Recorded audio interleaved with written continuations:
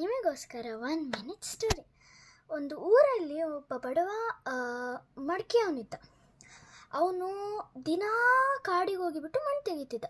ಈ ಸತಿ ಸಹ ಹಾಗೇನೆ ಕಾಡಿಗೆ ಹೋಗಿಬಿಟ್ಟು ಮಣ್ಣು ತೆಗಿಯಕ್ಕೆ ಹೋದಾಗ ಫಸ್ಟ್ ಅವನು ಮಣ್ಣಿಗೆ ನಮಸ್ಕಾರ ಮಾಡಿಬಿಟ್ಟು ಮಣ್ಣನ್ನು ತೆಗಿಯಕ್ಕೆ ಶುರು ಮಾಡ್ದ.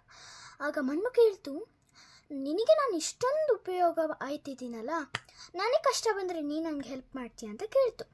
ಆಗ ಮಡಿಕೆ ಅವನು ಹೇಳ್ದ, ನಿನ್ನಿಂದನೇ ನನ್ನ ಜೀವನ ನಡೀತಿರೋದು, ನಾನು ಹಿಂಗೆ ಹೆಲ್ಪ್ ಮಾಡದೇ ಇರೋಕ್ಕಾಗುತ್ತಾ ಅಂತ ಹೇಳ್ದ. ಆಗ ಮತ್ತೆ ಅವನು ಮಡಿಕೆ ಮಾರಿಬಿಟ್ಟು ದೊಡ್ಡ ಶ್ರೀಮಂತ ಆದ.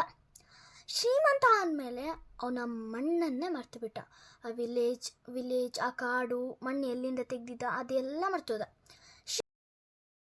ಶ್ರೀಮಂತ ಆದ ಮೇಲೆ ಅವನು ಕೆಟ್ಟ ಚಟುವಟಿಕೆಗಳನ್ನು ಮಾಡೋಕ್ಕೆ ಶುರು ಮಾಡ್ದ. ಅವನು ಹಂಗೆ ಮಾಡಿದ್ದು ನೋಡಿಬಿಟ್ಟು ಮಣ್ಣಿಗೆ ತುಂಬ ಬೇಜಾರಾಯಿತು, ಅವನನ್ನು ಮರ್ತೋಗ್ಬಿಟ್ಟಿದ್ದಾನಲ್ಲ ಅಂತ. ಆಮೇಲೆ ಅವನು ಬಡವ ಮೆಲ್ಲ ಆಯ್ತಾ ಬಂದ. ಆಗ ಅವನಿಗೆ ಅನಿಸ್ತು, ನಾ ಪುನಃ ಮಾಡೋಕ್ಕೆ ಶುರು ಮಾಡ್ತೀನಿ ಅಂತ. ಆಮೇಲೆ ಅವನು ಅದೇ ಕಾಡಿಗೆ ಹೋಗಿಬಿಟ್ಟು ಮಣ್ಣು ತೆಗಿಯೋಕ್ಕೆ ಶುರು ಮಾಡ್ದ. ಆಗ ಮಣ್ಣು ಹೇಳಿತು, ನನ್ನ ಮುಟ್ಟಬೇಡ, ನೀನನ್ನು ಮರ್ತು ಹೋಗಿದ್ದಿ. ಆಗ ಅದನ್ನು ಕೇಳಿಸ್ಕೊಂಡ ಕುಂಬಾರ ತುಂಬ ಬೇಜಾರಪಟ್ಟ. ಇದೆಲ್ಲ ಮರ್ತೋಗಿಬಿಟ್ಟು ಶ್ರೀಮಂತ ಆಗಿಬಿಟ್ಟೆ ಅಲ್ಲ, ಅದೆಲ್ಲ ನಾನು ಮರ್ತಿಬಿಟ್ಟೆ ಅಲ್ಲ ಅಂತ ಅವನ ಕಣ್ಣಲ್ಲಿ ಒಂದು ನೀರು ಬಂತು.